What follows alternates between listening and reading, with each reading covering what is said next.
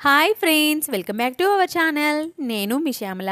ఈరోజు మన యుక్తి కిచెన్లో ఇవాల్టి రెసిపీ వచ్చేసి చిక్కుడుకాయ కర్రీ. చిక్కుడుకాయ కర్రీ అందరూ చేస్తూనే ఉంటారు కదండి, బట్ నేను చెప్పిన విధంగా చేయండి, చాలా చాలా టేస్టీగా ఉంటుంది. ఇక్కడ చూపిస్తున్నాను చూడండి. బేషన్లో మా ఇంట్లో చెట్లకి కాసిన చిక్కుడుకాయ అండి. అప్పటికప్పుడు చెట్లకి కాసిన చిక్కుడుకాయ తెంపి మనం కర్రీ చేస్తే టేస్ట్ అనేది చాలా చాలా బాగా వస్తుంది కదండి. సో నేను చిక్కుడుకాయలు తీసుకొచ్చుకొని ఇలా చుంచి 2 సార్లు అయితే వాష్ చేసి పక్కన పెట్టేసేసానండి. ఇప్పుడు స్టవ్ ఆన్ చేసుకొని స్టవ్ మీద ప్యాన్ పెట్టేసుకొని అందులోకి ఒక 3 టేబుల్ స్పూన్ల వరకు ఆయిల్ని వేసేసుకోండి. ఆయిల్ వేగిన తర్వాత 1 టేబుల్ స్పూన్ జీలకర్ర, 1 టేబుల్ స్పూన్ ఆవాలు కూడా వేసేసుకొని వేగనివ్వాలి.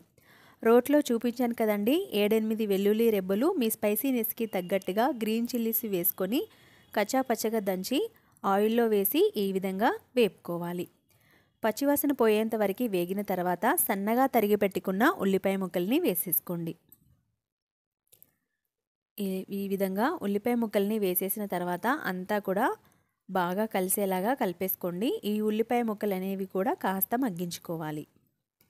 ఇలా ఒక 1 మినిట్ తర్వాత చూడండి, మనకి ఉల్లిపాయలు అనేది ఆల్మోస్ట్ వేగిపోయాయి కదండి. ఇప్పుడు మనం ఇందులోకి కొద్దిగా అల్లం వెల్లుల్లి పేస్ట్, అలాగే ఒక 1 టేబుల్ స్పూన్ వరకు పసుపు, మొత్తం అంతా ఇందులో పచ్చివాసన పోయేంత వరకు కూడా ఇలా కలిపేసుకోండి. ఇలా అంతా కలుపుకున్న తర్వాత ఇప్పుడు మనం ఇందులోకి చిక్కుడుకాయల్లో ఉన్న వాటర్ అంతా వంపేసుకొని చిక్కుడుకాయ అంతా కూడా ఇందులోకి యాడ్ చేసేసుకోండి. చూస్తున్నారు కదా, చాలా చాలా ఫ్రెష్ చిక్కుడుకాయ అండి, ఇంట్లోనే కాసిన చిక్కుడుకాయ. సో చిక్కుడుకాయ ముక్కలన్నింటినీ కూడా బాండీలోకి యాడ్ చేసిన తర్వాత అంతా కూడా కలిసేలాగా కలిపేసుకోండి. నేను ఇక్కడ కలిపిన తర్వాత చూపిస్తున్నాను చూడండి. ఈ విధంగా మొత్తం అంతా కలిపేసుకొని మూత పెట్టి వదిలేసేయండి. ఒక 2-3 నిమిషాల తర్వాత మూత తీసి చూపిస్తున్నాను చూడండి. మధ్య మధ్యలో కలుపుతూ ఉన్నాను. ఇలా మూత తీసి ఒకసారి అంతా కూడా కలిపేసుకోండి. ఇలా కలుపుకొని మరొకసారి మూత పెట్టి మరొక 2-3 నిమిషాల పాటు వదిలేస్తున్నానండి. ఆ తర్వాత మూత తీసి చూపిస్తున్నాను చూడండి. మనకి చక్కగా చిక్కుడుకాయ అయితే చక్కగా వేగిపోయింది. సో ఇప్పుడు మనం ఇందులోకి రుచికి సరిపడా సాల్ట్ని యాడ్ చేసేసుకుందాం. సాల్ట్ని యాడ్ చేసిన తర్వాత ఇందులోనే మీ స్పైసీనెస్కి తగ్గట్టుగా రెడ్ చిల్లీ పౌడర్ని వేసేసుకోండి. ఎక్కువ రెడ్ చిల్లీ పౌడర్ వేసుకోకూడదండి, మనం పచ్చిమిర్చి ఎక్కువ యాడ్ చేసేసుకోవాలి. జస్ట్ అలా రెడ్ మిర్చిని వేసేసుకుంటే సరిపోతుంది.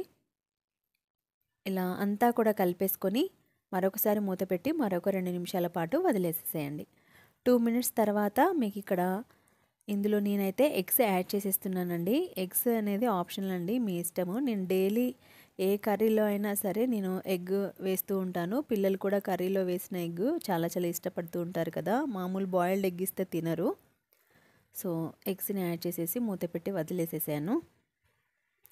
ఇప్పుడు ఇందులోకి మనకి చిక్కుడుకాయ కూర అనేది ఆల్మోస్ట్ ఉడికిపోయింది కదండి. సో చక్కగా ఫ్రై అయిపోయింది కాబట్టి ఒక 1 టేబుల్ స్పూన్ వరకు ధనియాల పొడి వేసేసాను. అంతా కూడా కలిపేసి మూత పెట్టేస్తున్నాను.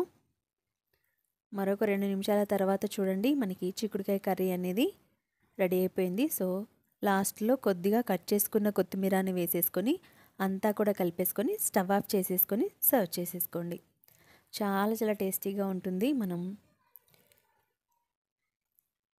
చూసారు కదా, టేస్టీ చిక్కుడుకాయ కూర అయితే రెడీ అయిపోయింది.